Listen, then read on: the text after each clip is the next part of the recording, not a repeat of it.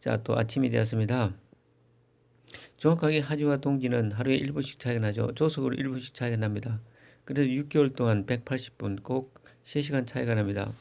그래서 하지에는 새벽 4시 반이 되면 날이 밝고 저녁 8시 반이 되어야 어두워지죠. 동지에는 그게 그렇게 되니까 아침 7시 반, 저녁 5시 반이 되면 날이 새고 어두워지죠. 아주 대단한 큰 차이입니다. 하루 6시간 차이가 난다는 것은 큰 차이죠. 오늘 또 4월 하루가 밝았습니다.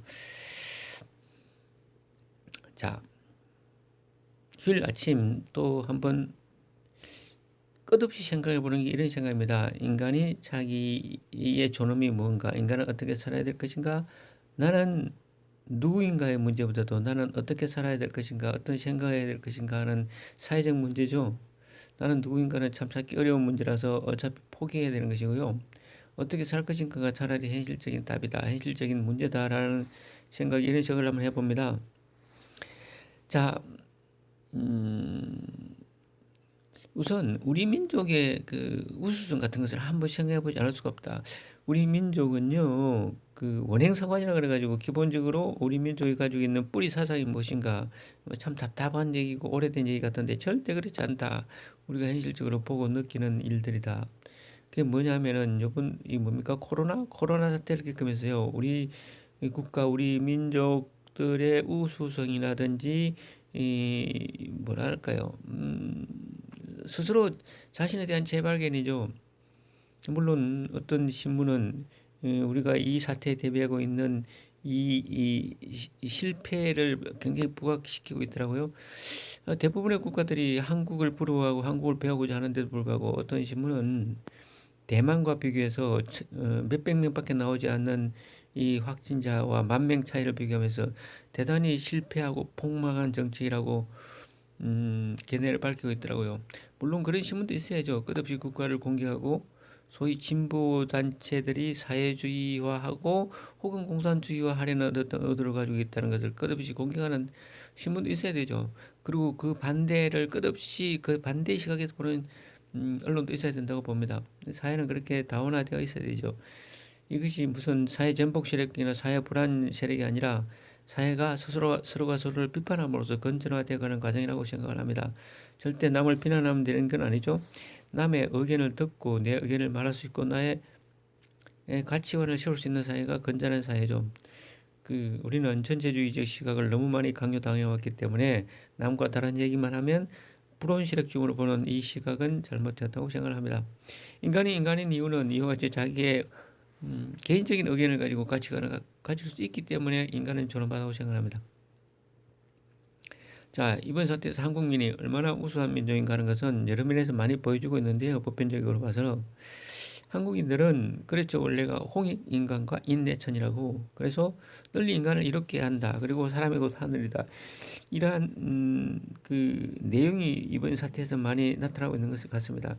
미국은요, 잘 산다 그러지만 무슨 검사만 받는데 몇백만 원이 들고 도저히 이런 사태를 추스리고 해결할 능력이 없어 보입니다. 우리 사회는요, 절대로 강제적으로 어떤 것도 강제하지 않았습니다. 무슨 봉쇄를 시키지도 않았고, 모든 게 다 자발적이고, 의료 서비스부터 모든 것들이 다 서비스 수준으로, 복지 수준으로 가고 있음에도 불구하고 상당히 타의 모범이 되고 있습니다. 특히 의료 서비스 같은 경우에는 이번 기회에 아주 두드러지게 나타난 것들이죠. 모든 사람들이 기본적으로 의료 서비스를 받을 수 있는 세상이 되었다. 이게 바로 홍익 인간이죠. 말하자면 널리 인간을 이롭게 하는 것이고, 사람을 차별하지 않는 것이고, 또 인내천, 사람의 목숨을 하늘과 같이 중히 여기는 사상이 맞는 것 같습니다. 이런 것들이 음, 확인되고 있죠. 우리는 대단한 민족 맞습니다. 우리가 쓰는 이 한글이라는 것이요, 아무리 봐도 세계에서 가장 우수한 글을 갖기도 해요. 모든 바람들을 다 만들어낼 수 있죠. 지금은 24자밖에 안 되는 바람, 28자 있을 때는 영어 발음, 불어 발음도 다 가능하다는 문자이고, 또한 이것이 원래 한글이라는 것이 애민 사상, 그러니까 백성을 사랑하는 사상, 그러니까 중국의 그 어려운 한자를 탈피해서 우리 쉬운 글을 만드는 것이 원래 애민 사상에 기초했거든요. 이것도 홍익인간, 이것도 다시 말하면 인대천 사상이죠. 그래서 지금 우리가 이 시대를 지나면서 다시 느끼는 것은 인대천과 애민 사상은 우리 민족의 뿌리였구나. 앞으로 그래서 우리에게는 희망이 있구나 하는 생각을 합니다. 보수 진보 많이 떠들지만 어, 어떤 시각을 가지고 살아갈 거니까 특히 하고 싶은 얘기 중 하나는 사회주의와 공산주의를 구분하지 않는다는 것이죠. 사회주의는요, 이렇게 인내천이라든지 홍익인간은 사회주의적 사상이죠. 그럼 뭡니까? 일반적으로 부의 불평등이라든지 사회적 계층화, 사회적 단절을 없애고 가난한 모든 사람들이 인간적인 대우를 받고 잘 살아보자라는 그런 뜻이기 때문에 이게 인내천과 홍익인간은 사회주의하고 통한다고 봅니다. 근데 사회주의 하면 공산주의 가는 걸 알고 있죠. 이것은 해방 이후에 잘못된 가치관이 우리 사회에 일반화되었고 그것들이 지금도 우리 사회의 일반적 가치관이 되어가고 있고 본인이 그런 가치관 속에서 노예가 됐다는 사실을 모르기 때문에 나타나는 현상이라고 봅니다. 사회주의가 공산주의 절대 아닙니다. 사회주의는 이와 같이 모든 국민이 의료 서비스를 받고 그야말로 사회적 불평등을 줄이자는 것이지 그것이 사유재산권을 없애버려 가지고 이것을 통째로 북한 김정은에게 갖다 줬다는 얘기는 절대 아닙니다. 배운 사람들도 이것을 구분하지 못하고 있는 것은 참으로 안타깝습니다. 열심히 많이 배우면 뭐합니까? 이것도 구분하지 못하는데 사회주의와 공산주의도 구분 못해서 한 사람들이 식자라고 떠들고 있는 것을 보면 좀 안타깝다라는 생각이 듭니다. 물론 사회주의가 공산주의로 할 수 있는 하나의 개연성은 있죠. 그런데 그것이 절대로 동등한 얘기는 아니다. 뭐 이런 얘기를 하고 싶은 거죠. 그 인간의 뇌와 그다음에 부의 문제를 그러니까 인간의 뇌가 부에 대해서 어떻게 반응하고 있는 것을 다루고 있었는데 세계는 일반적으로 자본소득이 근로소득을 추월하고 있습니다. 이제 돈 번 사람들이 임대소득과 이자소득 가지고 먹고 사는 것들이 그 몸으로 근로해서 번 돈보다 훨씬 많다는 거죠. 이렇게 되면요 이제는 그걸 줄일 수는 없습니다.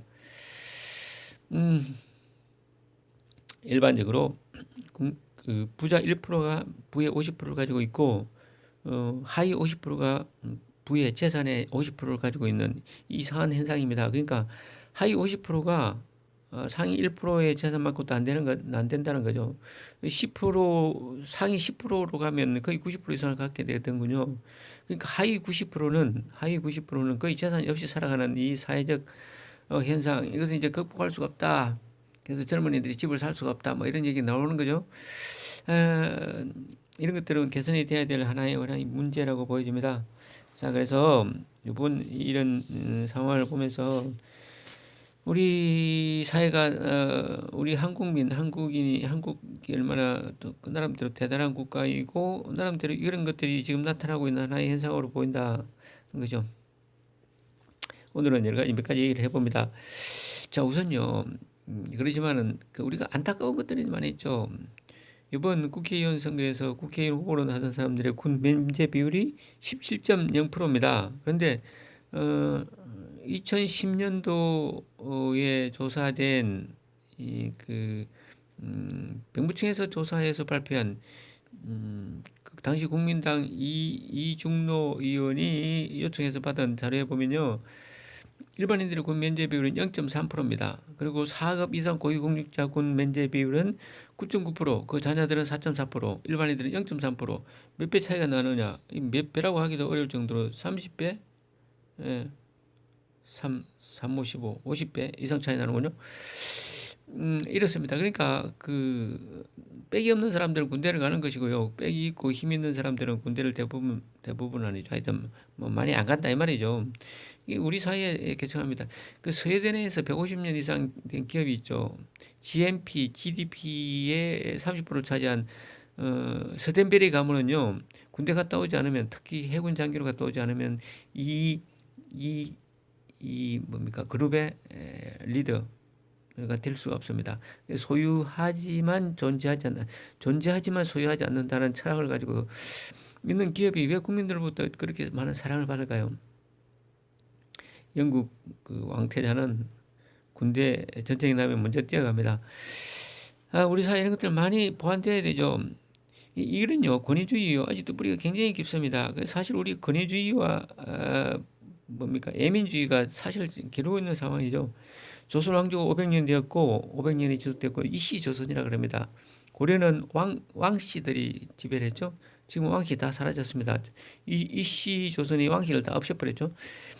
이게요, 이씨조선이 사실 잘 운영이 되었으면 우리가 일제 36년에 지배를 받았을까요? 그 한 족보가, 한 성씨가 500년을 집권한다는 게 이게 말이 잘 안 되죠. 뭐 신라는 더 박씨가 1000년을 지배했으니까 뭐 말할 나위도 없죠. 우리 사회의 권위주의의 뿌리가 이렇게 깊다는 걸 우리가 알 수 있습니다. 근데 지금도 드라마나 영화를 보면요. 그때 당시에 임금이나 왕들을 비난하거나 이런 권위주의의 문제로 다가서는 컨텐츠는 본 적이 없습니다. 임금은 우리 나라의 기본이다. 왕토 사상이죠. 왕이 국가의 주인이다라는 사상, 이거 거침없이 받아들이고 있고, 그것이 지금도 남아있는 권위주의 잔재인 것은 분명합니다. 우리가 이런 의식을 분명히 가지고 살아야 돼요. 서구들은 이런 문제를 진작에 뒤엎어버렸죠. 우리 사회에서 그 어떤 분이 예수교와 기독교를 구분을 합니다. 예수교는 예수의 개인적인 문제, 예수를 개인적으로 접근하는 것이고, 기독교는 예수를 신격화시켜서 접근하는 것이죠. 기독교는요, 사도 바울부터가 그랬죠. 그 사도 바울이 살아있을 때 이미 그 예수가 재림하고 휴거가 나타나고, 말하자면 천국이 다가온다고 생각했었죠. 그런데 그렇게 됐습니까? 그렇게 되냐. 지금도 휴거, 말하자면 이제 종말론, 부활신앙, 이것을 강조하는 이 태폐적인 종교들이 왜 나타나는가. 이게 현실에 대해서 너무 도외시하고 현실을 살지 않기 때문이죠. 이게요.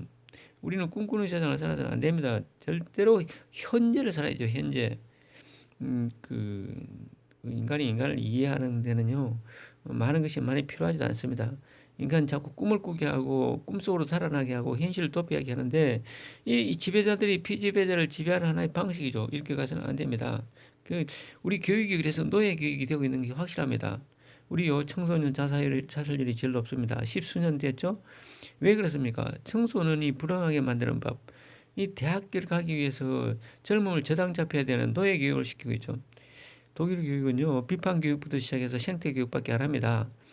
독일이나 프랑스 같은 경우에요, 대학 차등화를 없애버렸죠. 서울대 연고대가 없는 겁니다. 전부 다 서울대죠. 국가에서 그 학비를, 그러니까 대학 등록금을 국가에서 다 대줘 버립니다. 그래서 모든 사립대학이 국립대학이 돼버렸죠. 왜? 재원이 국가에서 나오기 때문에. 1945년도에 2차 대전이 끝났는데 1946년도에 독일은 대학 등록금을 없앴습니다. 참 대단한 민족이죠. 이런 측면에서는. 우리는 왜 그러면 이게 안 될까? 이와 같이 조선 500년, 고려 500년, 신라 1000년을 찬양하는 국가, 이게 돼서는 안 된다는 거죠. 기본적으로 권위주의가 너무 사회에 뿌리 박혀 있기 때문에 그런 거죠. 우리가 개화되면서도 이 권위주의는 사라지지 않았고, 그런데 아직도 정말 감사하게도 남아있는 것이 이와 같이 애민사상이고 보편주의다는 겁니다. 이번 사태를 겪으면서 우리 사회가 가지고 있는 장점들을 우리 스스로 지금 발견하고 있는 시점이죠. 그래서 이 교육부터가 사실 빨리 개선이 돼야 됩니다. 대학 등록금 없애버려야 되죠. 대학교 차등 없애야 됩니다. 서울대학교 교수들이요, 서울 시내에서 이게 교수를 순환시켜야 되고, 대학 이름을 다 서울대학으로 바꿔버려야 됩니다. 그래서 이제 대학 자격증만 취득하면 대학을 누구나 갈 수 있는, 서울대학을 갈 수 있는 이런 제도를 바꿔야 되죠. 꼭 서울대학을 만들려면 성균관대학교 서울대학을 만들어야 됩니다. 왜냐? 그것이 우리 대학의 뿌리지 않습니까? 음, 그, 개교 1360 몇 년. 이런 좀 뿌리를 찾아가든지요. 우리 한민족의 뿌리를 찾아가서 소위 무슨 우리 당군왕경이 만들었던 이 박애주의, 그러니까 홍익인간이나 인대천 사상을 기본으로 국가를 설립해야 되죠. 그러면 우리 국가는요, 세계에서 누구도 따라올 수 있는 정말 대단한 민족과 국가가 되리라고 생각합니다. 지금 우리가 보여주고 있지 않습니까? 이런 것들이다. 자, 그리고 이제 앞으로는 어떤 세상이 갈 것인가? 우리가 앞으로 다가올 세대, 다가올 세계를 상정하지 않고 현재를 살아간다는 것은 모든 정책이 실패하게 되죠. 앞으로는요, 4차 산업시대, 4차 산업하는데 인공지능이 나타나고 초인공지능이 나타납니다. 인간이요, 기계, 소위 인공지능에게 주도권을 뺏길 세상이 굉장히 그 위험이 높죠. 슈퍼 인공지능이 나타나면요, 인간의 역할이 무엇일까 하는 인간의 그 능력이 무엇일까 하는 것을 다시 생각해 볼 수밖에 없다. 인간이라는 것이 개념이요. 인간이 만들어낸 인간에 의해서 이제는 피부고 그 눈망울 하나, 손끝 하나, 작은 떨림 하나를 다 만들어내는군요. 피부를 만들어내는 회사가 그 사람의 피부를 만들어내는데 구분이 안 됩니다. 이제요, 그 만든 사람과 진짜 사람이 구분 안 되는 세상이 그리 멀지 않았다고 생각합니다. 그들이 초인공의 두뇌를 가지고 있으면요, 인간은 도저히 당해낼 수가 없습니다. 우리 군대를 갖다가 군인 수를 늘리냐 하는 것이 문제가 되는데 군인 수 아무리 많아도 이제는 별 소용이 없게 됩니다. 초인공지능의 잠수함, 초인공지능의 그 함대, 초인공지능의 비행기를 만들면요. 거기에다가 그 어떤 전략적 무기를 실으면요. 이제는 이 뭡니까 전쟁이라는 개념이 완전히 바뀌어버리죠. 그리고요 사람이 영생한다 그래요. 영생. 교회 가면 몸이 다시 사는 것과 영혼이 사는 것을 믿습니다. 그래서 영생 부활을 얘기하는데요. 요즘 이게 의학이 너무 발달돼 가지고 사람의 세포를 리셋하더라고요. 그러니까 다시 리폼하는 거죠. 그 114살 먹는 할머니를 제로살로 만들어 버리는 실험에 성공을 해버립니다. 조로증 걸린 아이를 다시 리셋하는 기술이 이미 개발이 됐습니다. 이 사람이 이제 뭡니까? 그러니까 그게 다시 죽지 않는 영생의 기술까지도 인간이 만들어내는 이런 시대가 다가왔다. 초인공지능에다가 이제 유전자 지도, 게놈 지도를 해석해서 인간도 다시 리셋하는 이런 시대가 다가왔다. 이런 시대를 이제 살아가야 되는데 인간이 주도권을 가져야 되죠. 인간의 주도권을 뺏기면 안 됩니다. 자, 어쨌든 뭐 다가오는 시대는 상당히 불확실하고 불명확한 시대가 다가오고 있는 것에 대해서 우리가 경각심을 가지고 대처할 필요는 있는데 여하튼 지금 하고 싶은 얘기 한번 생각해 볼 것은 어쨌든 인간이 주인이 돼야 된다. 내가 주인이 돼야 된다는 거죠. 내가 노예로 살면 안 된다. 우리는 노예 교육을 너무 많이 받았다. 어릴 때부터 노예 교육을 받았고 그것이 가치관이라는 이름으로 사회규율이라는 이름으로 사람 됨됨이라는 이름으로 모범생이라는 이름으로 막대 먹은 놈이라는 이름으로 너무 교육을 많이 받았다. 그 교육이 전부 다 노예 교육이었다. 노예 교육이 아니라고 절대 할 수가 없다. 정말 우리는 노예 교육만 너무 많이 받고 살았습니다. 그 노예 교육은요, 그 노예 교육을 누가 시켰습니까? 노예화 시키고 싶은 사람들이 시켰죠. 이씨 왕조 500년, 2조 500년이 노예 교육을 시켰고, 임금이 왜 절대적인 어떤 가치를 가집니까? 아니죠. 임금도 신통처럼 바꿔야 되죠. 이거 큰일 나는 걸로 알고 있는 게 노예 교육이죠. 정부도 마찬가지입니다. 잘못하면 언제든지, 그래서 뭐 전직 대통령이 다 어디 구속되어 있습니다만은, 이런 가치관의 대립의 문제가 아니라 이게 각자 자기의 주인 되는 교육, 내가 삶의 주인이다 하는 교육을 좀 받아야 됩니다. 그래서 서로가 서로를 존중하고 서로가 서로에게 진솔해야 되죠. 서로가 서로를 진솔하지 않으면 안 됩니다.